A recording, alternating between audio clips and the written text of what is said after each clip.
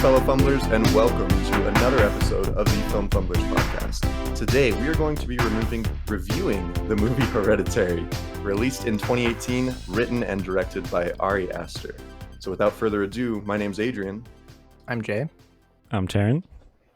And I'm James, but today is this very special day because it is our first guest, a lifelong friend, artist, and curator, Helen Atkins. Welcome to the show.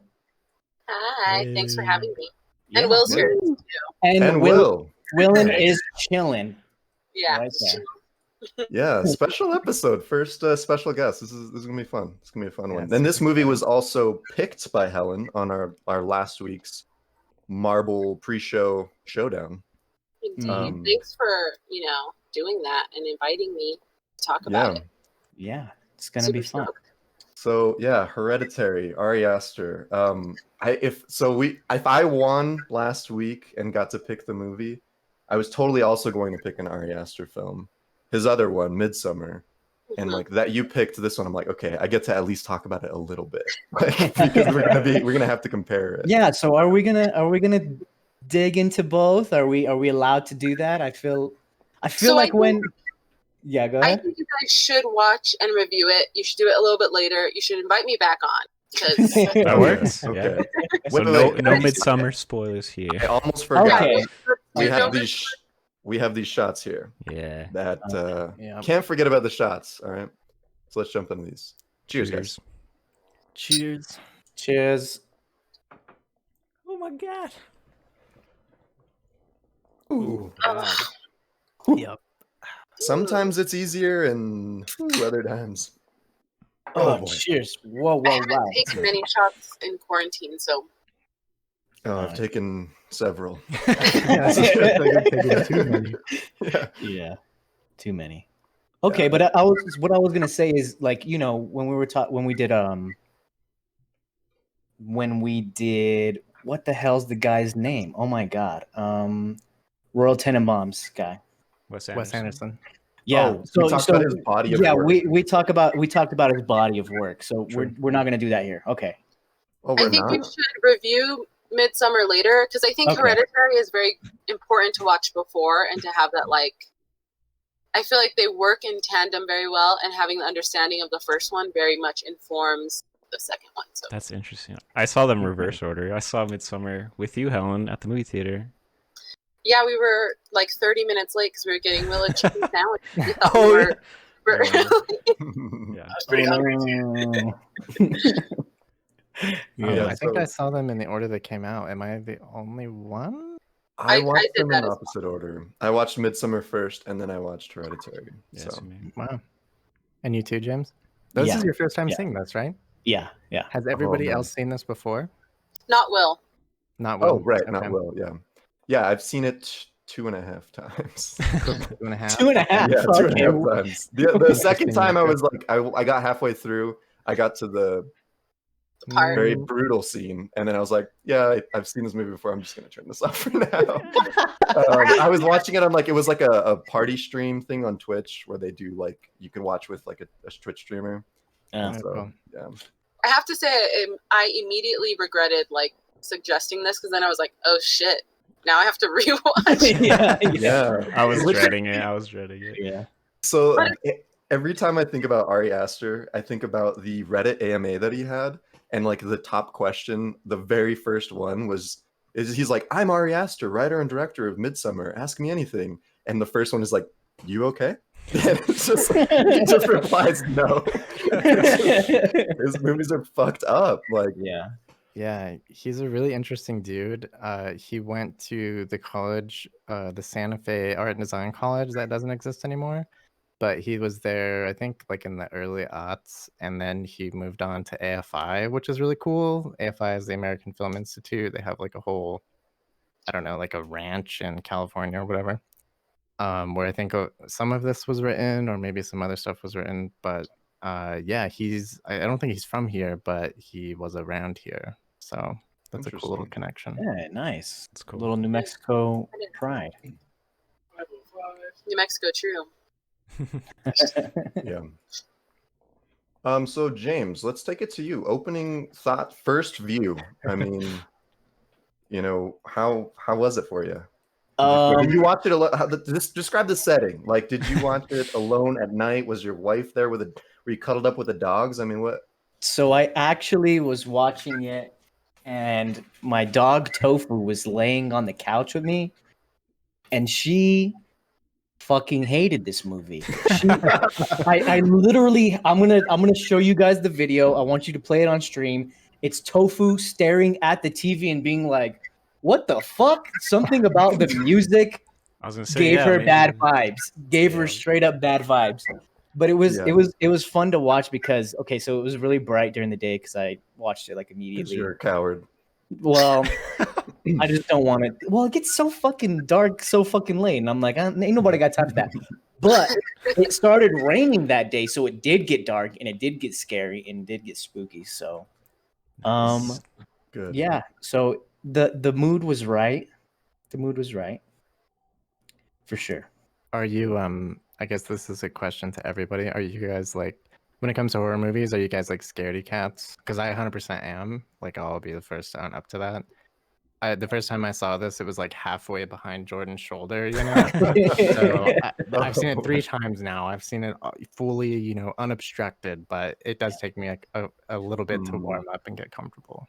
Yeah, there's a reason I watched it at 8 o'clock in the morning, but when I was by myself, I'm like, yeah, I'm not doing this. Helen, what about you? How was your setting watching this? So like right now we watched it I watched it like 3 hours ago because Yeah. I was like very much dreading watching it again. Although it is one of my favorite movies, like it's Which actually says not a the lot. most enjoyable. Yeah, it's not the Yeah. most enjoyable film to watch. But the first time, so I went to go watch it with James's wife Jacqueline and our friend Miranda, who lives out of town, and Miranda historically likes cheesy, dumb horror movies, and I don't necessarily like horror. Like, I'll watch it, but it's not like it's not something that I enjoy that much. So I was kind of like, oh yeah, I've seen stuff about this one. It seems like a good one. And I think the experience of watching it like super late in the movie theater with an audience really affected my viewpoint, because I went in expecting one thing and it was totally different than what I expected. Yeah, it was very much different than like you said, Miranda really likes the stereotypical paranormal activity type of horror movies, just jump scare after jump scare. This is not that at all. Yeah. Very And intentional. And this movie would benefit from seeing in a theater, I think. Oh yeah. Yeah, That's like all I was thinking.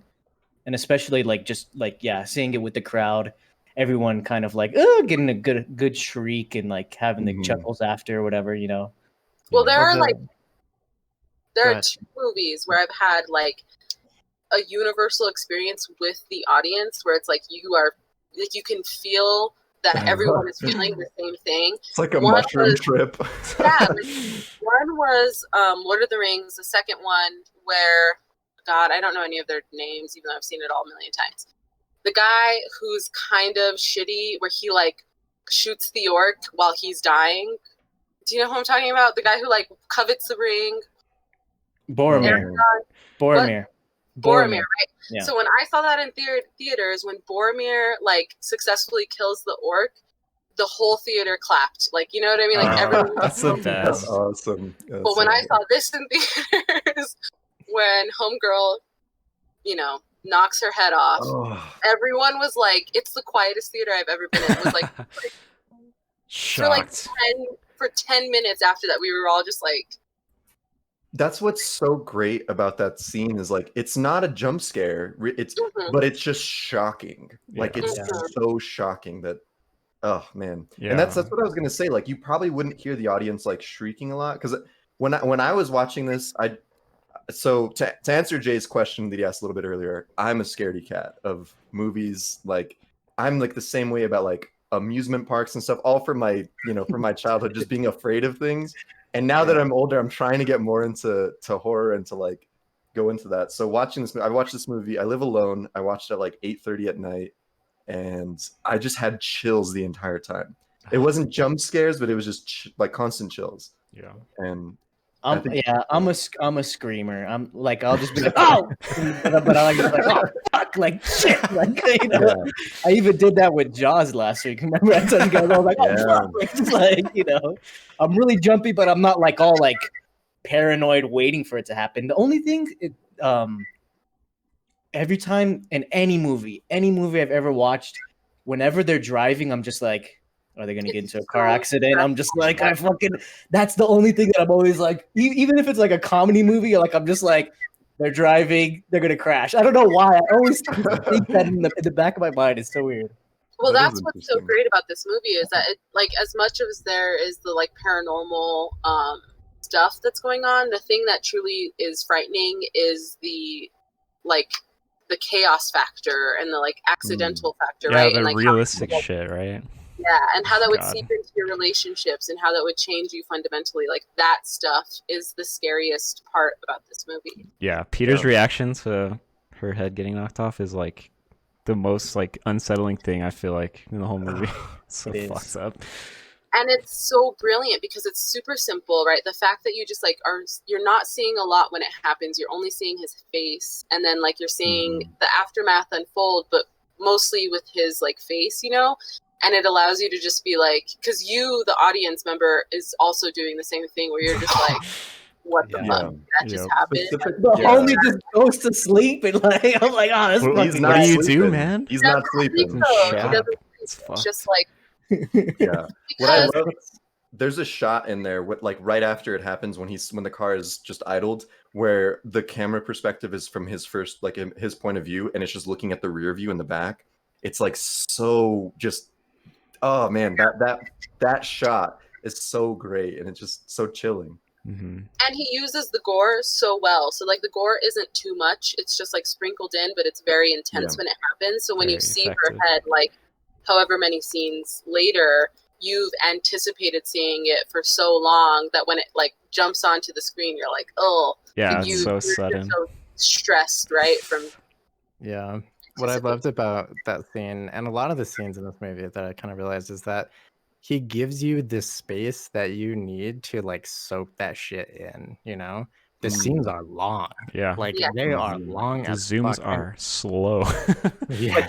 But do you feel like, okay, like the first half of the movie is really long, and then the second half is like balls to the walls, like there's a ton of shit going on. Where are you I think cutting you it? guys- in? did you guys Where are feel you that? cutting it in half? Are you cutting it in half, like pre and post head chop? Like No, No. I'm probably where I cut it in half is like seance when like Mhm. when seance is being introduced is Yeah. probably the second with part. Joan. Yeah, I think. Okay. it descends to madness pretty quickly, but I think that portion, if you were to like stretch, like look at the actual time, is much shorter than the rest of the movie. Like most of the movie is really drawn out and intense, right? Like not a lot is happening, and it's very like a slow pull, and then it sort of like descends very quickly. It's kind of like a sharp fall. Yeah. Yeah, and I feel like the second half really takes more of like a traditional horror route where you start to see a lot of the scarier things, and you don't need that. Like, the head falling off the body is that even like traditional horror? That's just like crazy shit that you Yeah. need to like soak in, you know? Yeah. It felt like this movie was going to be like a family drama, more like, does that make sense? It was going to be like a family drama where I was not expecting any supernatural shit to come out of it. I was expecting it to be when you hear the title Hereditary, like I was like, oh, this is going to be like some crazy like schizophrenia. We're going to get more into something very relatable and real. I was not expecting supernatural stuff. That's so funny because I saw a thing where it's like all the cast and crew, like they don't describe it as a horror movie, they describe it as a family drama. Yeah. Really? Yeah. Well, that's the whole thing, and I think it is actually an allegory for mental illness and like the idea of like, so hereditary, you can take it as like the hereditary curse that the grandma sort of put upon the family, or you can take it as the hereditary curse that the grandma put upon the family with her mental illness, right? Yeah, so and I do think that it teeters on the edge of like reality. And so was any of that happened towards the end actually happening? Oh, okay. Or was it just the collective belief system of people who are dealing with mental illness. Specifically, like, so the mom character, Annie, she briefly, when she's in the grief support group, who I think are the actual cult members at the end of the movie. So when she's, I think if you pay attention, I think so. I have to look back and Ooh, that would There's be some from the some funeral, I shit. think, for sure. Yeah, but- There are some from the funeral, yeah. So when she's describing her mom's life story and she's describing the illnesses, she talks about DID, which is like dissociative identity disorder, which is multiple personality disorder. It's like a new term for it. And then after that scene of her discussing that her mom had that, like, she becomes that character where you sort of see these split versions of her, where like sometimes she's pretty sane and she's just like this normal main character, but other times she's totally manic and you can't tell like what's going on. And I think the interesting thing is that when the father character, who isn't biologically related, right, he's just this like married in family member. Poor fucking guy. I know, when he dies, Poor Steve. that's when everything takes a full plunge into this paranormal world. And so I think the question is like, was that world real, or was it just... What if it's about a kid who decapitated his family by schizophrenia? Because her brother had schizophrenia and killed himself. Her brother, her dad, her mom all had these traces of mental illness, like severe, right? So it's like, what if the actual story is that all of these people were suffering from a delusion and they killed themselves? Yeah. And then as soon as the only character who's rooted in reality is removed, it just, the only thing you're seeing is that non-reality. And I think so it was all the father was the only one that was in reality, and once he was removed, it gets fucking crazy. Damn. Yeah, and I think this that's like, I was about to ask you guys, like, maybe towards the end, like, do you guys have any crazy ass theories or heard any crazy ass theories? But that's pretty good. That's I'm loving this one. Yeah. That's really well. I think that cool. the thing that's really interesting is when the seance scene where Annie is introducing the family, the camera switches and you're seeing her from behind and you're watching the father and the son's reaction to her. And they're kind of like, oh, fuck, this is happening again. This bitch is like on one another time. Like, you know what I mean? And they're just kind of like, yeah. And I think that was such an interesting thing about this movie, how it switches between like, whose perspective are you watching? Because in a traditional movie, when you trust the perspective of the person that you're watching, that they're telling you the truth, that perspective is reality. Whereas this one, I think it shifts back and forth a lot. Right. Yeah, and especially with Annie's character, like, because a lot of times, like you were saying, I mean, sometimes she's perfectly sane. Like the first time when she meets Joan outside of like the craft store, and Joan starts talking to her about like, oh, I met this medium and like I talked to my grandson. She's like completely skeptical, right? But then, I mean, just flash forward a little, like how long is that? Like a couple of weeks maybe? She's in that position that Joan was in, trying to convince her family, and she's now the crazy person. So it's like they do a really good job at like showing that there is some saneness to her, but it's, you know. But there's like what's really interesting is like, so I mean, Toni Collette's performance was incredible, right? And I want to say that she had a little bit of practice, right? Because she was in that show. It wasn't on Netflix or Hulu or something. Tara, the United States of Tara, where basically she played a person who had like multiple identities. Like she had the disorder. But I never put the two together, so that's super interesting. I really like that whole take, though. Yeah. Did anyone get Shelley Duvall vibes from her? No, because her acting was really good. No, she was like a good Shelley Duvall. She was like a good one, but like the same like kind of like exaggerated face melting and shit like I see that. Yeah. She should have played the new one in what was it? What was that movie? Dr. Sleep? Dr. Sleep, yeah. She should have played. That'd been good. Yeah. So when I was watching this in theaters, the second scene that had everybody like was that like dream sequence where she reveals to her son that she didn't want him. Oh my god, yeah. Oh Yeah. man. And it wasn't the scary stuff. It wasn't like the ants, and it wasn't like all of that other stuff. It was when she said that, everyone in the theater was like, It's the like, real shit. The Yeah, real shit, yeah. When they're covered in the fucking paint thinner, like I was like, what the fuck? They're sweating, Yeah. and then all of a sudden I was like, oh shit! That was the best scene in the whole movie. Yeah. Like, Yeah. easily. That's what's I so just crazy is the real fast stuff. cuts, like it was just fucking. It was Yeah. good. The realistic stuff, like you were saying, Helen, that's the fucked up things to me. Like when I watch it, I'm like, oh, I don't want to look at this. This fucking hurts. Yeah.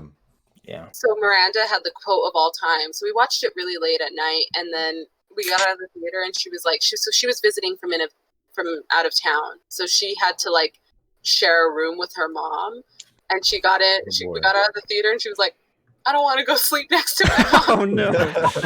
Oh shit! She's gonna try to pull her head off. Yeah. Oh man. It's really funny.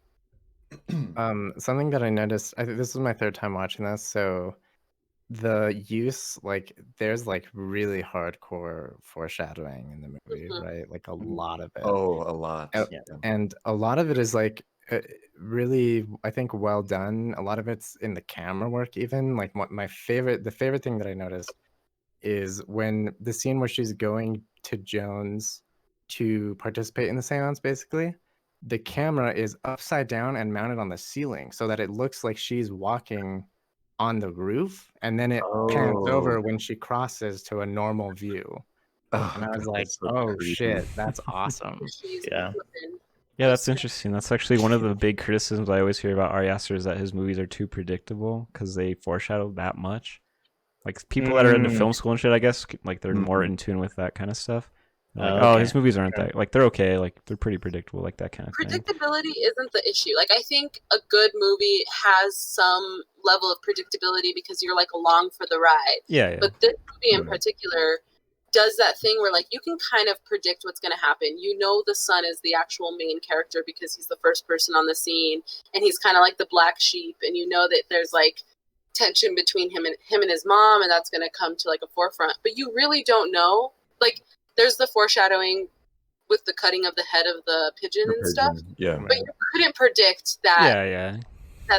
You know that was going to happen to her. You really couldn't predict that. Right. So I think it does both of those things really well. Like, it serves you something that you could like be along for the ride and believe it, but also something that you're like, anything could happen. Yeah, Yeah. for sure. Yeah, I'm too dumb to notice that kind of stuff. So I'm like, Yeah, and I'm then- with and then- you all the way. Like I'm ready. You know? Going back to like Helen's conspiracy theory or whatever theory, yeah, like all the symbolism like directly relates to mental health. Like every single injury in this movie is directly related to the head. Yeah. The crow getting his head cut off, the girl when he smashes his face on the On the desk. Yeah. What else? When Her she mom sawing her own neck. Oh God, just the playing, wiring. just playing the fiddle. So it's all about like having the disconnect between Playing the fiddle. like, you know, your body and mind. But Yeah, Right. the grandma's head is cut off at the end too. yeah. Yeah, Did quite you guys- literally the disconnect. Yeah. Oof. Did you guys like think anything about the like her role as an artist in miniatures? Did that Oh like yeah, Not it was really. very meta. It was I felt like it was Oh right. it was like Ari Aster was also playing a joke on like the way that we feel about how he like is making us feel about the whole movie. Like it felt like he was using like these like I don't know, they make that kind of stuff when you're making movies, and he's like, Mhm. let's just add this into it so that way like he's almost like the pawn, or he's almost like the king that's moving all the chess pieces, even Yeah. like Puppet towards us master. as the audience. Like Yeah. it's weird. Well, I think the grandma, who is a character that you don't really like engage with at all in a real Yeah. way. The I feel grandma's like Ari she Aster. is the puppeteer, right? And so Yeah. yeah, so she's like setting the stage. So like I think the whole process, like the whole art process that she's engaging with is a Mhm. metaphor for like her grandma like setting the stage for their reality, that nobody has a say in what happens because it's already been dictated by this person who's not even there anymore, you know? Yeah, well, they have. Remember when what's the male's character's name? The boy. Peter. When Peter's in class, they're going over more Greek mythology. I remember the teacher asks them about like, oh, how do you feel about this person's downfall? And then somebody answers the question like, well, I'd like to think that they have more control of like their actions. If they don't, then it's more tragic because they're just a pawn in someone else's game. And so that I can see like that the foreshadowing kind of it is there. It's really right on the nose, I think. Right. Yeah, there's like to stay on the foreshadowing. I mean, there's like foreshadowing that is a little bit more obvious. Like, for example, when they're at the party and they're like cutting the walnuts to go into the cake, like that's a little bit more blatant. But the other ones about like cutting the head off of the pigeon and, you know, other small things like that, you don't really realize it's foreshadowing at all until after it happens. So it's like a second rewatch, like a reward for watching it again, basically. And you have this belief when you're a moviegoer, like that the main character is going to be okay. And so the hero, you kind of think that like first you think Charlie is going to be okay. Like you kind of like, you know, you have that belief, so you're not going to predict that she's going to die. I didn't think that she was dead, but because she was such a weird little fucking thing. But I was like, she's obviously like the fucking freak, right? Like, I don't know. Like, that was like the best misdirection. Like, it was like, look at this weird ass little kid. She's gonna be the weird one, and then it was just like, wait a second. It was that I appreciated that. Well, wasn't there like a plot reason? Like, she didn't even tell them like her mom about Peter when he was born or something. Yeah, like she mentions that, and that when Charlie was born, she was like, okay, I'll let her come around, and then she like dug her hooks into her, and well, Charlie was supposed to be Peter or something, because don't they call Peter Charlie at the end too? Like there's all kinds of crazy shit there. He wanted the grandma wanted Charlie to be a boy, right? Which is interesting because she has a very male name too, like so there's like also that influence. But Charlie is Charles. Charles was her brother that killed himself. So that's the whole thing. Like, yes. that the mom had a son, and you can infer from the grandma had a son. It's the mom's brother, and you can infer from what they're saying that like he killed himself, and when he killed himself, he accused the grandmother of trying to put people in his body, and he wrote that off as schizophrenia.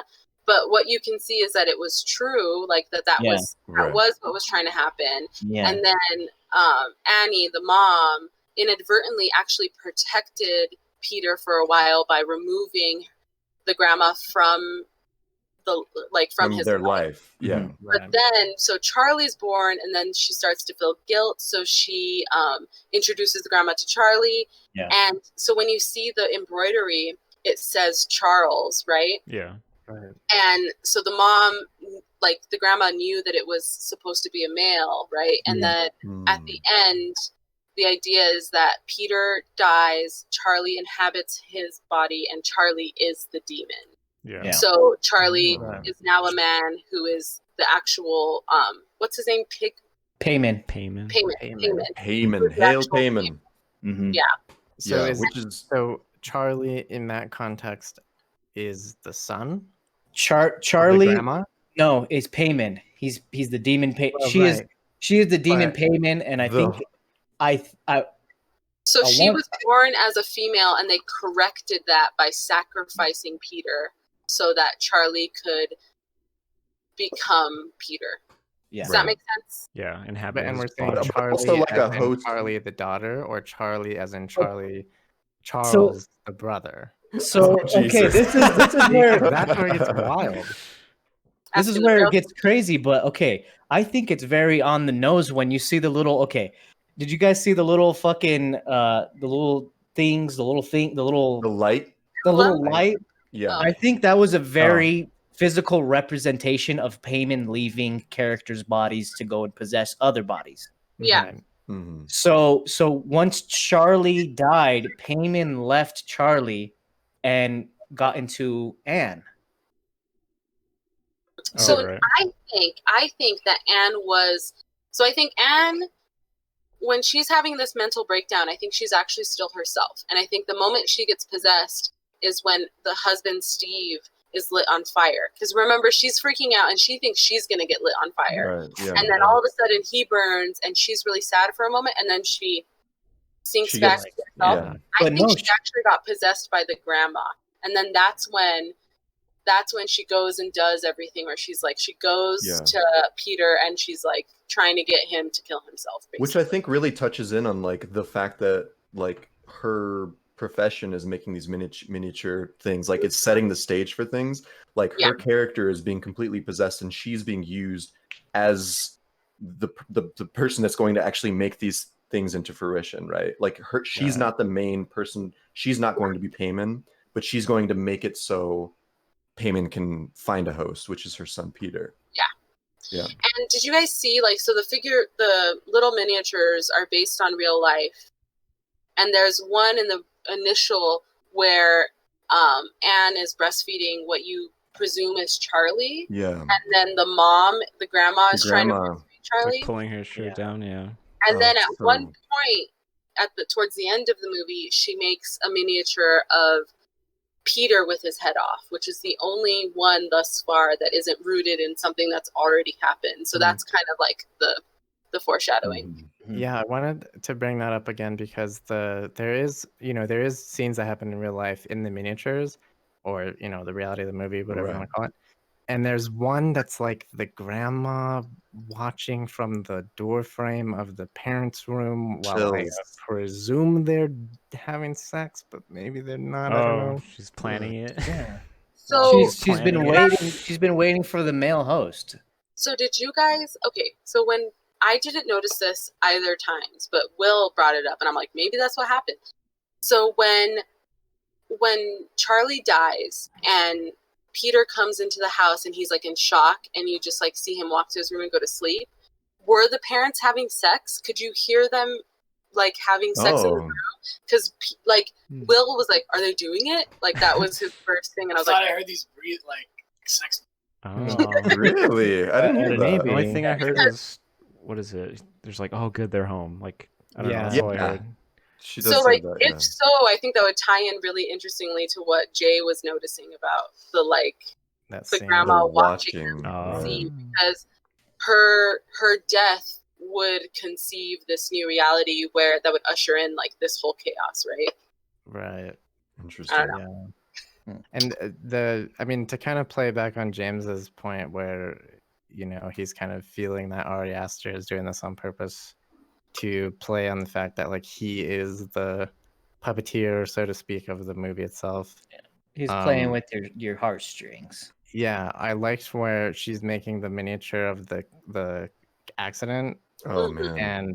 And Steve, right, the dad. Yeah, he's Steve. basically like, why the fuck are you doing this? And she's like, it's a perfectly neutral representation of the accident. Which I kind of felt like the scene where it happens was too. Like it really wasn't anybody's fault necessarily. It's just like the circumstances. Oh yeah. And did you guys catch, like, speaking of that, like when Annie's talking to Joanne and she's talking about, so Joanne's like, so what's your relationship like with your son? And she's like, well, he hates me because I lit him. I tried to light him on fire. Imagine casually bringing that up. Right. So she's like, a big fucking deal, and now I can never now I can never make amends. But I honestly didn't mean to do it. Whatever. It was just an accident. And then, like the next scene is her like yelling at him at dinner for an accident that he really didn't like. It wasn't his fault. It wasn't his fault. Yeah, and her blaming him. So it's this whole like hereditary cycle. You know what I mean? And like to just keep touching on like the fear factor being a lot of chaos. Like just that alone, like their conversation at the dinner table. And like it sucks because like it's nobody's fault, but like you could say like, well, like if you weren't getting high, you could like have been watching your sister and like, or maybe like, and then he's just like, well, she didn't want to go to the party, Mom. Why did she go? And you're just like, it's true. Which pisses me off. Why did the mom make her go to that party? Like obviously she's very different. She's not going to fit in with that crowd at all. And not that she knows exactly what the crowd is, but they never have an EpiPen. At the funeral, they foreshadow it. Where does that have chocolate in it? 2 characters say that. Both Annie or Nuts. I'm sorry. Both Annie and Steve. Like, does that have chocolate in it? We don't have her EpiPen. Yeah, why? They never have her EpiPen, but they're constantly hyper aware of it, and it triggers me so much So, like, that they send her off. Kind of how we are about accidents. Like, most accidents don't happen. We are kind of constantly aware that they could happen at any moment. But also never prepared for it. Yeah, exactly. Right. Because if they had an EpiPen, like, they wouldn't have had would that have actually prevented them? I don't know. Like, maybe it would have. Yeah, probably. She probably wouldn't have stuck her head out the window if she had been. Yeah. Yeah, he would have just gave it to her. She would have done a bomb ripping, and she But okay, so this is the thing: is that since there's a theory that, going back to what I was saying, is that Payman has always been in Charlie's body from the beginning. Yeah. I'm gonna say something kind of controversial. Uh-oh. She's she's got like cleft lip and stuff, so she has like a little bit of deformities and stuff. So yeah, so I think that's also a play on, it's not the perfect body for Payman, so it's even being shown on the actual actress, which I think is. You're saying like the demon did that to her, kind of. The demon. I think it's a real representation of, it is not the body that he's supposed to be in. So it's not. Yeah. You get what I'm saying? Yeah. Well, I think that if you follow the miniature where the grandma is breastfeeding, is trying to breastfeed Charlie, if you assume that she actually did it, you could like make this connection that she planted the seed in Charlie. And I think that's so what it is. Anything that happens from that point is moving her toward the direction of becoming. Back to Payman is going to try to kill Charlie regardless. Payman knows that she's allergic to nuts, so she's going to eat the nuts, and everything is all part of Payman's plan. You know what I mean? Like, it's all in motion. That's so funny. He's gonna kill himself. Anyways, himself. I know it's kind of. That's funny to think about, because at one point he literally takes over. What's his name? Peter's body, and like does fucked up things, but you're like, no, I'm gonna make her eat these nuts. It's like, weird. Yeah, I don't know. Like think about it. He took over Charlie's body. I mean, Peter's body. I thought that was Charlie mimicking the symptoms of what she was going through when her esophagus was closing and she had her head and her arm out the window. Because he was all, like, interesting. Like in his. He also says that when he's smoking weed under the bleachers, he's like, it feels like my throat. He literally says my throat's getting bigger. He says the exact same thing, which is like something that, I mean, he's like a high schooler. He's a little older. Like, he would know, like, oh, like my throat is swelling, or like, he wouldn't use those words, but he uses her exact words. I think we've all had those moments smoking weed. Freaking oh fuck, I'm fucking dying. Well, the quote was like, I feel like that'd be the time to like take a week or two off of smoking. It's like decapitated, and I was like, oh yeah. I was like, I couldn't even watch this movie on weed. I couldn't even the greatest anti-weed campaign of all time. Fuck melting into a couch. Your sister's head got chopped off. Yeah, because you were high. Just like, who's dating who? That chick's so high. And he was just like. Yeah. Oh, I was gonna ask, do you guys think the demon placed the deer in the road? Because also, and see, that's like the thing, is how far does like the control and everything's part of the plan. Like, how far does it go? You know what I mean? He like, does something and he puts his little stamp on the pole, you know? I believe yeah. So bring it around. Like, is it the demon, or is the true fear that we never branch far away from the seeds that our parents plant in us, right? Like that, which is another theme. It's good. Is it the demon, or is the demon your mom? Like, you know what I mean? Like, yeah. And I'm like curious about Ari Aster's personal family like relationships. Like, does he just have a terrible? Yeah, because he says it's based on like a curse that his family has or something that he says they have. Okay. Not literally, obviously. I know. It's like slightly literally. Like, okay, dude. Family's got some weird shit going on, and Ari Aster wrote 2 ridiculously horrific family problem movies. Like, Yeah. Who the fuck can write that without having some experience? Yeah. In that kind But of thing. it's like to cycle it back, it shows like the true fear isn't like this paranormal stuff. It's like it's the interpersonal, like what's going on in your own head, but also then how you relate with those closest to you because of that. Yeah, it truly is like the substance and not necessarily what you're seeing on screen, but what you're thinking about because of those things. Yeah. And it's hard for me to pin another movie that does that in the same way. Like, I can't. I feel like it's rare. I think that like Get Out and Us do that but not as like personally, like you don't take it as personal in those movies, but you can get yourself in this like loop of thinking about like I could see Get Out and Us being more like societal, and then this movie being more personal, interpersonal, like family relationships. For sure. So I want to get back into and touch a little bit more on the cast.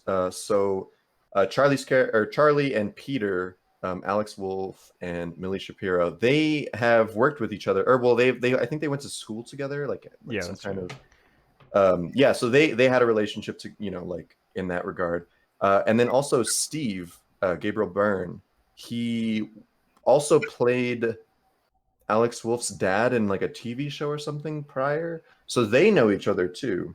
So like these three main family characters, all like the actual actors have relationships with one another like prior, and Toni Collette is the outcast again. And like that was also very intentional with just I mean, Ari Aster like literally would have Charlie and Peter, their characters, like go out and do things like out on the town in character to like build on that. And like Toni Collette was very much an outcast, and like it was very intentional that.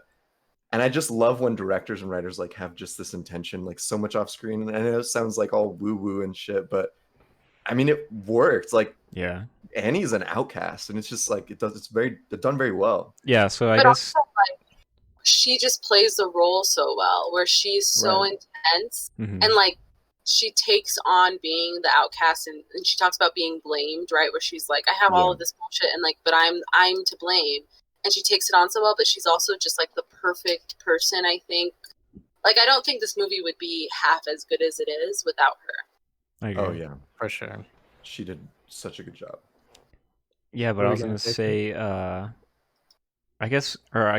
read that Ari Aster wrote like long ass like biographies and like histories of all these characters, and like I feel like you feel that in this movie. Like these characters have history. Like when Annie's telling all the meeting or whatever about like her past, like it's like so detailed, and it's just like I don't know. You just feel this history that you don't show you. You just feel it. And you feel it in the tension with one another before anything fucked up happens. Like when she's just dealing with her kids, you feel like the intensity of like things that aren't being said in the movie, right? So like you can feel the tension between Peter and his mom, but you could also feel how much Anne like really cares for Charlie, but then is also like super overbearing and like probably doing some stuff that'll fuck her up, right? Like, you know what I mean? Like you could feel all of borderline abusive. Like she for example, the scene where Charlie is out walking in the wherever without her shoes on, she calls her an idiot, doesn't she? Like she runs out there, she's like, what are you doing out here? You like, and she literally is like mentally verbally abusing her, and it's like, oof, yikes. But it's like she's verbally abusive, but you can tell that it's not like out of nowhere, right? Like you can tell that like years and years of like compounded shit that's and just happening. Frustration, to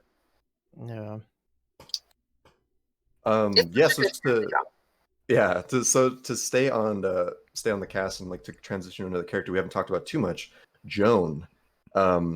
Man, like when we first meet her, just the sincerity. I think for me, I mean, okay, Toni Collette did a really fucking great job, but Joan's character, Anne Dowd, really fucking great performance out of her. Just her sincerity and everything that she kind of delivers, it's so genuine. And like when my first watch, I'm just like, this is just a sweet lady. I could see her playing Mrs. Claus, like she's just so jovial, and Yeah, I thought she was gonna be like another victim. I thought she was gonna get her head chopped off or some shit. No, Didn't no, buy it. Helen, go ahead. no. Have you guys seen what's that show on Hulu about the women who are like in this like futuristic patriarchal society and they're all Handmaid's Tale? There you go. Yes, I've heard of that, but I Have haven't you guys watched it. seen it? No. So Haven't if you seen it. watch it, so that actress plays this matriarchal, abusive character, and so like she's so much of the same character from that show that right when she was there, you were kind of like, Okay, so you were already like The a little vibes were like, that was off. spoiled. Yeah. like why are you Bad vibes. grabbing on her Yeah. so hard in front of this Hobby Lobby? Like it Oh wasn't. no, I was totally vibing with her character. I was like, this is a sweet grandma. Like I was, She's lying. yeah. She's like, Yeah, so the dad, Steve, speaking of other shows, he is the chieftain in the show Vikings in the first season. Why is he just Oh, wow. British? Like, Yeah, he's what? Right? Is he not? I feel Am like he just was like half the time he was British, and the other half he was just like American accent. It was Maybe we're just New Mexico. I don't know. I maybe. just thought he Maybe was we're just British, and I was like, huh, British dad. I don't know. It's weird. yeah. You're right. You could have a British dad. Oh, man. Alex Wolf, and this is probably like after we stopped watching Disney Channel and shit like that, but he is from the Naked Brothers band. Yeah. Do you guys remember that? Yeah. What is that? it's a It was, I think it Nickelodeon was like a show. show. Yeah, That's like a Nickelodeon. post Jonas Brothers band. yeah. Yeah. They It's might two have been a good brothers. band. Yeah. Two brothers. Really? He Yeah, was yeah. in that or on that. I don't. Was it a show? Was it a band? It was a both? show. I don't know. Both. Yeah. Okay. But it's about like yeah. a boy band? Yeah. Well, Just they were two like brothers. super young. They were were so probably, like, young, dude. 12 or something. That's Yeah. weird. Maybe younger. And he grew up to become, ultimately Payman. this Yeah. king of hell or whatever. Demon Payman. of hell. So I was complaining about this during both times that I watched this movie, but Will brought it up. So like, I think that he is the only one who is obviously like not a part of the family. Like to me, he just doesn't like. He kind of looks like his mom a little bit. Are we talking He's about like- Peter? Yeah, Peter. Yeah, Okay. he looked a He's little just different. darker. Like he looks ethnically different to me. Yeah, he looks way Yeah. different. Those Yeah. thick ass eyebrows and Yeah. And then Will was like, well, maybe that's intentional. Like, maybe that's to show how he's kind of... Because if you think about the end of the movie, like, him and his dad are not there. They're just characters who aren't important to this whole, like... Ritual. ritual Yeah. plot, right? Like, they just don't exist anymore. So, maybe that's... Yeah, kind of like disposable shells, right? Like, Yeah. which is Right. what they need to be for Payman to kind of have a host. Yeah. Interesting. Because I noticed that too. I like my first watch, I was just like, okay, like these characters are strange looking. Like Charlie's odd looking. Peter is even kind of odd looking. Like, and this does not look like a family, like at all. But I But feel maybe like it was very intentional. the mom and Charlie, sometimes they look kind of alike. I think Maybe. so. Especially in scenes where she's very like distressed, because there's like sometimes her hair is very nicely done and sometimes it's very like wild, and her she hair just, kept getting wild and more wild as the movie went on. I was like, what the fuck?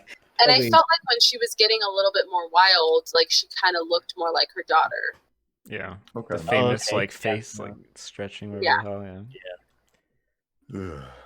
I think Boy. Charlie's, the actress, Millie Shapiro, had like a Broadway run or something, right? She like comes from I Broadway. feel like a lot of them did when I was looking. She played Is it one Matilda. of them?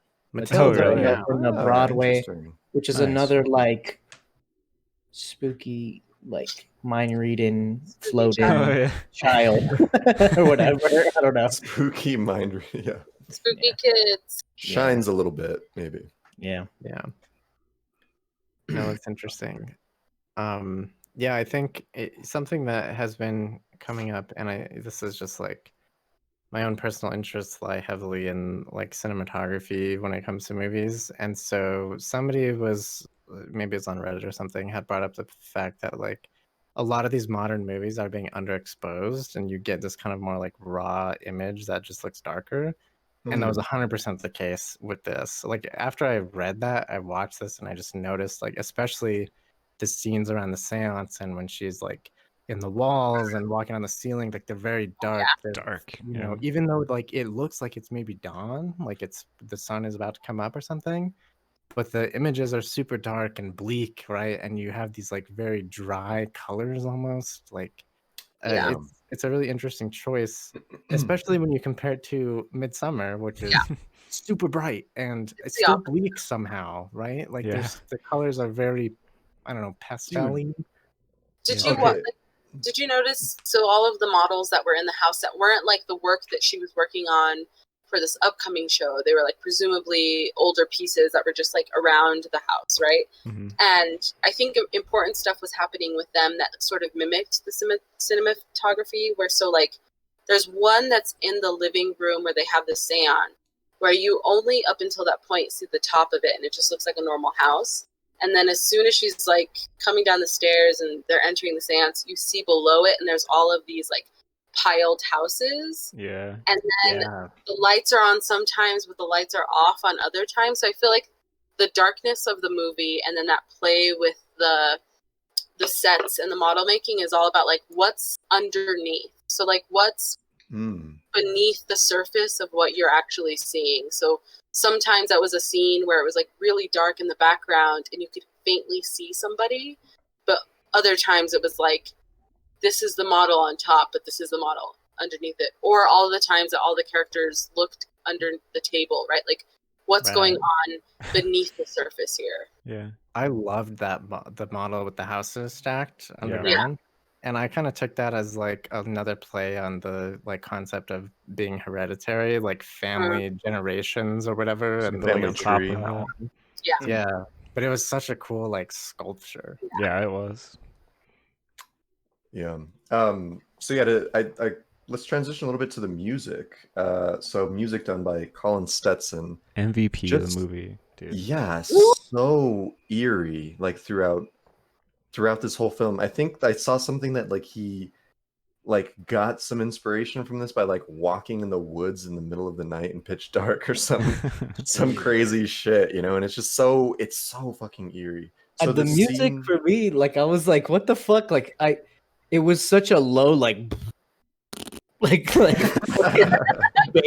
part. Like it was like so I was like, who the fuck's playing their music outside my window? I was like, I paused it and I was like, oh, it's fucking the movie. Like it was just like so like low. It was like the lowest frequency like ever. Like I was like, what the fuck? It sounded like bass music outside the door. Like it was weird. Yeah. So one weird thing that I want to look back at and kind of like compare these two things, but so the ending scene when they are in like the clubhouse and there's like that music playing and it's like this ascending and descending scale, and it's almost like it's just like a kind of a nice tone. Like if you weren't watching what was happening, it would be like a very peaceful kind of melody.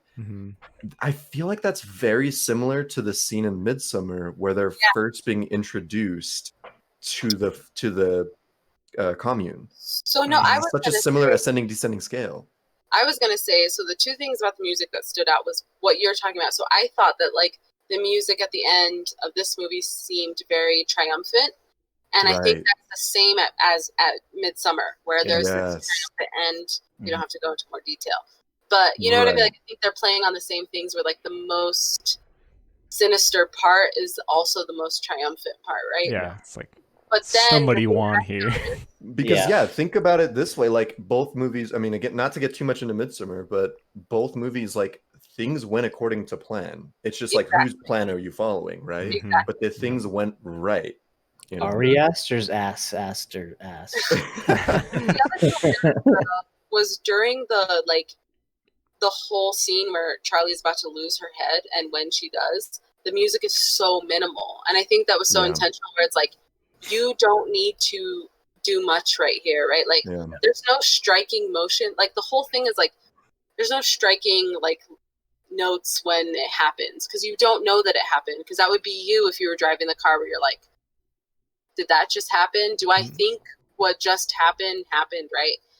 And I thought that was such a brilliant move to like remove that whole scene is very like naked, you know? It's just like Peter and it's the car and it's like the foggy shit. You can't see anything. Yeah, you can't see what's going on. You can't necessarily hear. So I think that was such a brilliant move to like just remove everything and to be in that character's shoes. Remove the senses. Yeah, and we talked about that a lot in our last episode of Jaws, where it was like less is more. Where really it was just like, we're gonna just let you deal with this. Just like Peter has to deal with this right now. Yeah. And it was just really well done, for sure. And that's a big deal, like in music in general, is like the blank space, right, is just as important as the notes that you're choosing. And in so many things, like in comedy too, right? Like timing, you know. Timing. I would argue that even going beyond the music, like just the sound design as a whole was like super on point. Like the things that they had to create, like how do you create the sound of somebody's head falling off their body, hitting a telephone pole? How do you, when she's banging her head on the ceiling, that that was crazy, right? Because you don't piano see wire scene. Or I would argue that like some of Annie's and the mom, Tony's like monologues were very musical, where she's like blah, blah, blah, blah, and like, you know what I mean, she's like rambling off and she takes pauses and then she rambles off, and like it's very much like the sense that you get when you're talking to somebody who's like really not there, right, where they're just like on their own rhythm and they're just like in that whole thing. And I thought that was frequency. Yeah. Oh boy. God, yeah, the piano wires. What the fuck is she cutting her head off with? Like, you hear it first. Same thing. A lot of times, like you'll hear something, especially towards the end. Like you hear the knocking on the door, and you think it's just like pounding, but it's her face. Like, what the fuck? I was like, how the fuck did she get up there? And then it was just like, I'm up here. I was like, you got me. I was like, okay, dude, what? It's like fucking. When the movie's more subtle and it hasn't entered that paranormal realm where they're first starting with the seances, a lot of the time, like you see the glass move once, and then the rest of it is that you're hearing it move and you're looking at the person's reaction, which is so opposite of the typical horror movie thing where like you see stuff fly across the room or you see stuff move, and that is supposed to make you really scared, where it's like you're just hearing that glass drag across the table and you're like, ooh. And especially the little God, the tongue click is so eerie in the backseat of the car. Oof. Yeah, pretty good. Chills. That's a good point. I think the reactions, right, like not only in the movie but outside of the movie, especially if you watch it in the theater, the reactions are what made it. Like the reactions of the characters, the reactions of the audience, and it very much is like we've hit a point in horror where I don't need to see the glass, you know, shoot 20 feet away and shatter. But to watch, and I think what the big like juxtaposition here is like that she is excited that the glass is moving. She wants the glass to move. She like loses her mind when the glass moves. And the other dude, the dad and the son, are like, oh, holy shit, you know, they're kind of like shook. Yeah. And then that's a repeat of the scene previously where Annie didn't want to see the glass move, and Joanne, which I always thought. So back to the whole conspiracy theory that none of this is real. Annie, Joannie. When you look at the like the thing, her doormat, it says Joannie. I'm like, do you know what I mean? Like, does Joannie even exist? Yeah. But anyways, in the first scene of the seance, like Anne is very distressed by everything that's happening, and Joanne is very like she loves it, and that whole like difference between the two is super unsettling because that's so fucked up. There's no situation where like one person's totally stoked and one person's like totally afraid, right? We don't live those things in close corners. Super horrified. Yeah. And it, you know, to see it like the first time it was uncomfortable, and then you see it again with like, and she switches the role, and it just feels even more uncomfortable somehow. Yeah, you're just like, yeah, it was great. Nice. I think that like, so I feel like I'm to go back to Adrian's initial question, like, do you think you're like a horror buff, or like are you interested in horror? I never really liked horror at all, But I have to say, like, my favorite films of the last couple of years are horror films, and I think it says a lot about like the movie industry right now. I think it's about like we're all so tired of remakes, and we're so tired of like not just remakes, but like the same sort of films being made over and over again. And horror is really like filling this niche where like now something that was really like sort of like a B movie or like a subgroup is like taking the forefront because you can be more creative. Yeah, that Yeah. creativity. Right. Yeah. I think I agree, but I feel like I don't know. I've never been able to take horror seriously, and I still feel the same. Like even with this kind of movie too, this movie here. interesting. I agree, I just can't help but just laugh at it. Yeah, Like, but you even at the end of the day, like Mhm.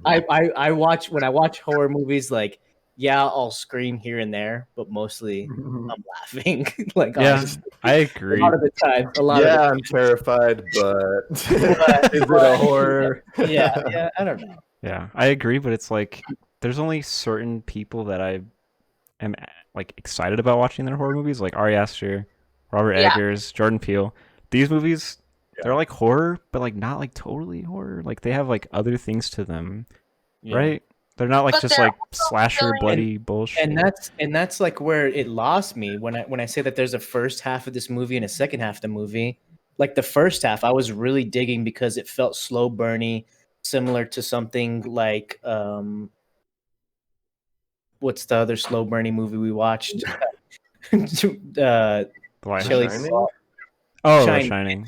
It felt Shining-esque, where you didn't know that it was supernatural just yet. And then once the supernatural stuff came for me, that's where I felt like it kind of lost me. Like I was like, now it's just a horror movie again. Like now it's doing the things that I agree with I don't you. know. Like I'm just kind of lost on. You know what I mean? That's how I was feeling. Like I was like, this is really good.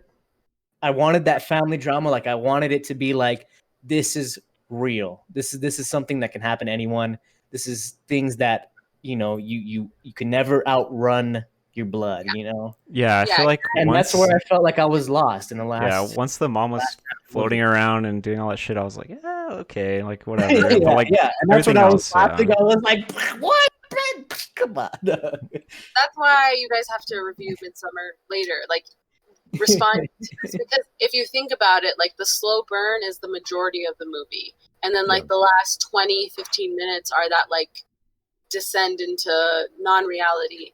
And so like I still think that these movies, like I think this Midsummer, Us, Get Out, are like filling this hole that we have in our culture right now for like new scripts, right? Original ideas. And like I'm not even bashing this movie, but I was like, damn, it's got it, but then it just all of a sudden didn't totally capitalize on what it was doing. I thought it would have been. I think I agree with that too. Like for me, there was so much that I really loved about this movie, and then once it got like really towards the end and towards like the paranormal, I was like, okay, like who the fuck is Payman? I have to do some homework now and figure out this goddamn plot, because and it's maybe that's like a little bit away, right?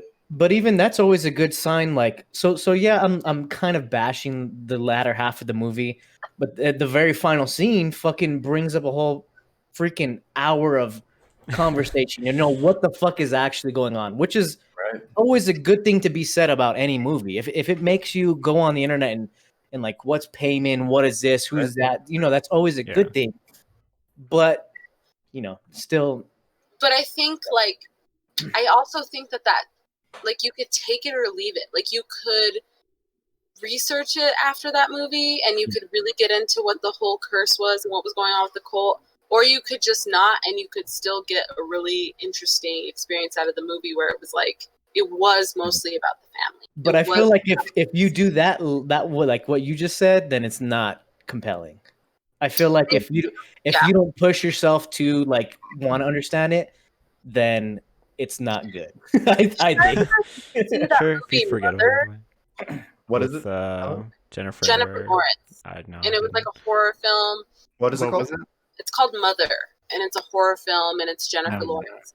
So I feel like that is a movie you should watch, and I feel like it is the last 20 minutes of this movie just on repeat, where you're like, Jesus. it's really interesting, a bunch of shit's going on, but you don't know what the fuck's happening. Like, you are just kind of like, I can't sit through a whole movie that's the last 20 minutes of this movie. I'm gonna tell you right now. and it really is. Not alone. If you guys want to come over, Get we'll a lot watch of it. reviews, but I think you should watch it because I think it's, I don't know, it's interesting. Yeah. I want to just circle back to what Helen was saying about the you know, the hole in the movie industry right now, where we're just getting a lot of remakes and stuff like that.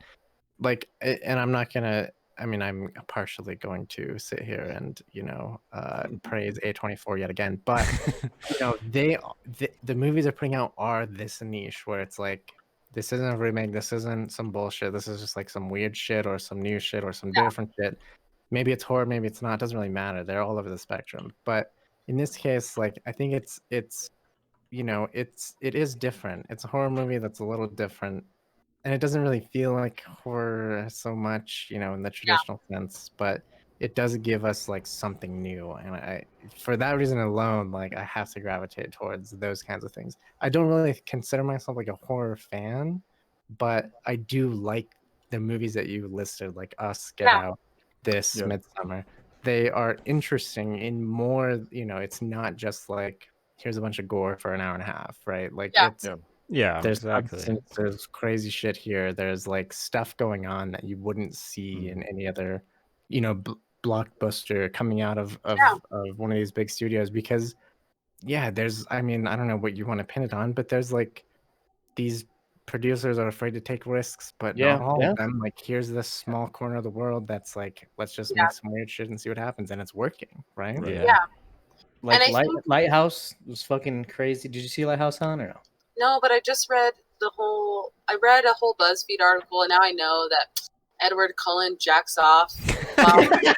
Pretty great. Yeah. Edward Cullen, jeez, put some respect on my man's name, man.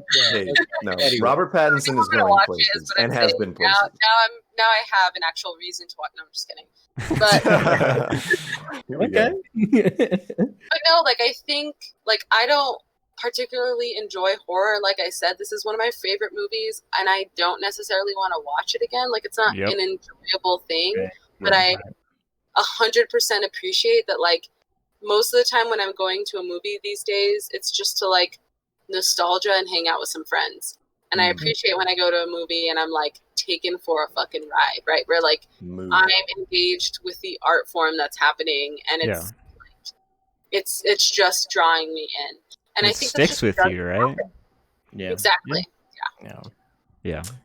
Nice. So I think we're getting pretty close to jump right into ratings here. Where are we at as far as time goes? I think we're probably about there. We're an hour and 34 in with 20 minutes of pre-show. Yeah. So yeah, well, I think let's jump right into ratings. I haven't went first in quite a while, so I'll go ahead and take the floor. So and can you fumble? So our segment, can you fumble? Can you drink while watching this movie? Fuck no for me. Like, no, don't go anywhere near alcohol for this one. This story gets very complex. I mean, and that kind of gets into my review, which is both a good thing and a bad thing. We've talked a lot about the evolution of horror, right? And like in the aughts, it was like, okay, let's do slashers. We could do this crazy cool special effects things. We could have these Saw, gore porn type things. And now we've seen that. We've seen it, and it's been done. And now it's really like, tell me a story. And so with that comes a lot of complexities where it's, if you want me to tell you a very deep story, you might have to do some homework after, right? Like, you might have to learn about, who the fuck is Payman and where are we going with this, about like the very supernatural thing. So for that, it kind of took away from me, where I was like, I love Ari Aster's direction. I mean, the transitions in this movie from like the miniatures to the real scenes, like so much of it was so well done. The music really eerie. But for me, like a lot of times the paranormal story was where I was getting lost, and I wanted it to be more of a family drama. But with Helen's kind of theory about like, maybe this still was just a family drama, maybe none of this actually happened, and we are dealing with like an unreliable narrator, right? And so adding that into that, kind of thing, I don't know, it gets me like kind of more excited about this movie and just about like where horror is going in general. Because I think it's going in the complete right direction. Yeah. And I'm so excited for more because Ari Aster's, he has so many more movies to make. Super excited for him, for A24 in general. I mean, Robert Eggers, like they're going to be doing so many more amazing things. So yeah, with all of that being said, this movie is a nice solid 8.5 out of 10 for me. Wow. So yeah, that's where I'm going to leave it on this one. So who would like to go next? Do we want to go clockwise for us? I think it's counterclockwise on stream. But Jay, do you want to take it over here? So, yeah, I mean, as looking at it as a film, right? It hits the main pieces: sound, image, story. These things that kind of tie it all together, I think, are there. I do agree that there's a little bit of a disconnect in the second half, or what we're calling the second half, right? Mhm. But I do think that the substance is there, and it's solid, and it's new, and it's exciting. And maybe it's just like a side effect of where movies are right now, that it's in this horror genre that we have to experience this. But I think what we'll find is, like, because of the success of these movies relative to like the audience that's there for them, we're gonna see more movies push those boundaries. I'm hoping, and this is just me like hopeful thinking here, but we're gonna see more movies push these boundaries. We're gonna get more like I'm gonna call it art, like Rampage and fucking Jurassic World even, or Right. Jumanji, right? That shit's like, okay, come on, But Hard, dude. it's hard, dude. Jack Black, 10 out of 10. Oh no. I mean, it's exciting to see something new. I have to give Ari Aster credit because this was his first feature-length film ever. Insane. That is Crazy shit. Yeah. Crazy. Insane. The music was great. Cinematography was great. A lot of these pieces were great. And can you fumble? I would say no as well. Like, not, you could, but I wouldn't, because I would shit myself, But I'm gonna give it a 7.8. It's right there. It's a really good movie, but it does lose a little bit in the second half. Even though I like the supernatural elements and the last scene and how weird it all is, it does feel a little bit disconnected. But overall, I really enjoyed this one. Nice. 7.8 out of J. I'm James. gonna pass the torch to Helen. Sorry, you're All right. that way you can be in the middle. Two right. of us, one Two of and two, you, I like and it. then two of us. Okay, here we go. Helen. All right. I came in here fully prepared to give it a 9, with my only complaint being that last section. I'm giving it a fucking 10, because here's the thing. Whoa! It's a 10 out of 10, and here's why. Wow. It has the cinematography, it has the story, it has the character development, it has everything you want from a movie. It just doesn't comfort you. And maybe we don't deserve to be comforted as Americans. Wow. Damn, this is about society. Wow. My complaint about it also makes me interested in further dialogue with it, right? Like, my complaint about it doesn't make me mad. It's just kind of like, well, did that need to happen? And then sometimes I'm like, yeah, it did. And sometimes I'm like, no, it didn't. But the fact that it even puts me into that headspace is so above any of the movies that we're getting in like the blockbuster format right now. That's a So good point. 10 out of 10. Good job. Wow. Our Let's first go. ever 10. Let me make a comment real quick. The very first characters you see in the movie are the son asleep and the dad coming in and waking him up. And then once the dad dies, that's when it becomes full sort of fantasy and crazy shit. The dad's the person holding him away from Hereditary. From fucking Satanism. And then, 10 out of 10. Wow. You know, What'd you drink while watching this, did you say? No, stay away from all substances.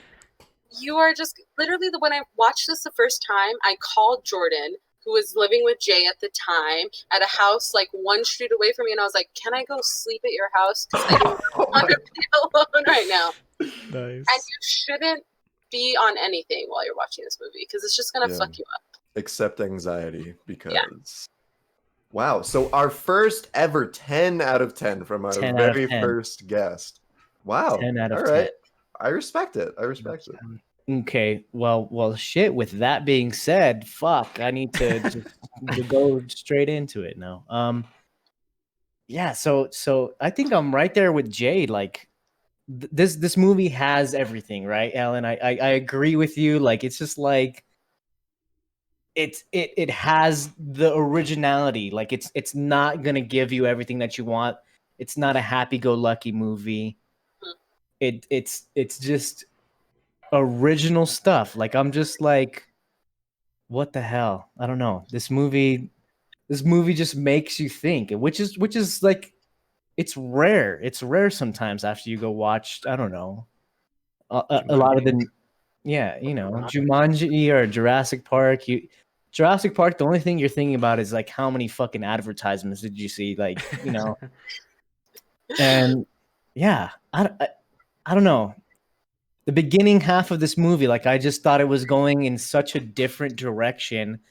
Like, I was just so excited. Like, I was like, okay, I'm seeing the hype. I'm seeing where this is going. I'm going down this hereditary family tree, and I just wanted so much more from it. And then the second half of the movie, it just bothered me so much seeing what I believe to be payment. Like, it almost felt like a video game. It was like the little square that was like following. You guys know what I'm talking about, right? The little, like, it was like a little blue. Right. It was like a blue little thing. It felt like I was playing a video game, Like and it was a like waypoint. It's like, go yeah, here. it was like follow this. This is where we're going, and I was just like, this is fucking weird. I don't know. I was like, is it too on the nose? I felt I was having more fun with it when I didn't know what was going on. It kind of the mysticism, like I don't know. Once it started getting into all the supernatural shit, like, I was like, it just kind of lost me. And then it grabbed me at the very end. I was like, oh fuck, okay, what the fuck? And I was like, well, that doesn't just take away from the last 25 minutes, right? Like, it's just like this all happened to get here. I don't know. With that being said, this is one of the greatest anti-marijuana campaign ads of all. You're never gonna smoke weed and then accidentally swerve and your sister's head's cut off. With that being said, 7.9, I think, for me. 7.9 out of James. All right, last but not least, Taryn, take it away. All right, so I agree with James, and like, most of it is like so engaging and so good, and then like the supernatural stuff kind of loses you. But once it gets to the end, that fucking song that plays in the treehouse or whatever the fuck, that song encapsulates everything, man. Like, you hear that and you feel everything that you felt in that whole movie. You're just like, holy fuck. It makes you feel like you have like a hollow pit in your stomach. You're just like, yeah, you got a bad taste in your mouth. You don't know what to fucking think. It's so gross. Yeah. Like I said earlier, that music was the MVP for this movie to me, man. Like, God, it carried so much. Like, not in like, as in like anything else was bad, but like, God, it was so fucking good. Like, Tony Collette fucking killed it. Like, all the acting was really good, I thought. The slow pans, like the slow zooms, like the camera work, fucking amazing. Like, everything we said earlier about all the originality and stuff, like, this is the kind of shit I want to fucking see, like, all the time. Like, I'm just like, pump it out. Let me see more weird ass shit. And then, yeah, I guess, let me see. What was I gonna say? The like, this movie lives, or like movies like this live in my head rent free. You know what I'm saying? Like, every time you see a pole on the side of the road, you see miniatures and stuff like that, you're gonna think of this movie and you're gonna get those feelings like, oh my God, like, fuck, you're gonna feel that in your stomach. Yeah. Like, this movie it's really good. I like it a lot, and I give it a 9.0. Wow, Nice. 9.0 coming out of 10. Nice. So that collectively brings us to an 8.64. Cool. So nice solid Okay. mid 8. That's respectable. Yo. One other weird thing that I did want to mention really quick. So okay, I wanted to bring this up earlier, but Alex Wolff. So the scene we talked about, like where he's doing his fucked up arm thing and he slams his face into the desk. He dislocated his jaw doing that. Oh It my was God. like previously it Am I was a doing it? it was a previous injury that he's had before, but he like wanted it to be a real desk, and like apparently it was like a desk with like foam on the top, but he did it so fucking hard. And when I was watching that scene, I was like, how hard is he slamming his face here? How are they doing this? Yeah, this is like a Practical dummy, effects. right? I Something.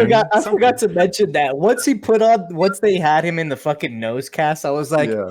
he looks like that one fucking, what's that one character from the 80s? Alonzo, come on. No, you know what he He's like an elephant, but he's an alien, but he's what is he? What is he? Oh, I know what you're talking about. You know what I'm talking about? Alf. Alf. Yeah. Oh, Yes. Alf. That's all I kept seeing, and I was like, what the fuck? Oh, What, man. Helen, go ahead. Right, this is what he looks like in Charlie's drawings books. She has a picture of a pigeon with a beak and a crown, and at the end of the Oh. movie, he hit the crown on, and he has that crown So on. good. Oh, Oh my god. All right, it's a 10. Just- damn. Yeah. Which The is like, imagery is it's a little on the nose, no pun intended. Hey-o. Get out of here. But I mean, it's fun. It's a fun watch, guys. It Yeah. really is. It's not. It's super stressful. You know. I feel bad Yeah. that I rated it the lowest now. I feel No, like it's okay. No, you were Um, right. You were right there. You were right. Because it was close to my score. You bet. Yeah, you were right. Hey, we're in Oh, the man. same space. Let's go. All right, fellas. When you do Midsummer, and be back on. Yeah. All right, we would have a love to whole have you back down on to watch Midsummer, that again. Helen. Hey, Yeah. so thank this you is for being on, Helen. this is Yeah. pretty much the end of the episode. Do you Yeah, want so to Helen- plug your socials and your stuff? Yeah, where can people find Yeah, more about you? So, my website is helenatkins.com, and my Instagram is helenjuliet_art. Pretty much it. Nice. Nice. Pretty much Will it. is All Will right. it and chill it. Will it and chill it? Willing and chilling. Willing and chilling. Awesome. All right. Well, thank you guys so much for tuning into our show tonight. We really appreciate it. Yeah, and thank all of our live viewers right now. If you're watching us live, be sure to tune in for our after show. And also be sure to follow all of our socials. You can find all of those at filmfumblers.com. Tune in next Saturday. We will be reviewing Running Scared, another fan-picked film. So yeah, tune in for that. Follow us and hit that bell on Twitch. You will be notified when we're going live. But Dope. thank you guys so much, and cheers. Have a great rest of your night. Bye. Bye. So bad. Bye. Bye.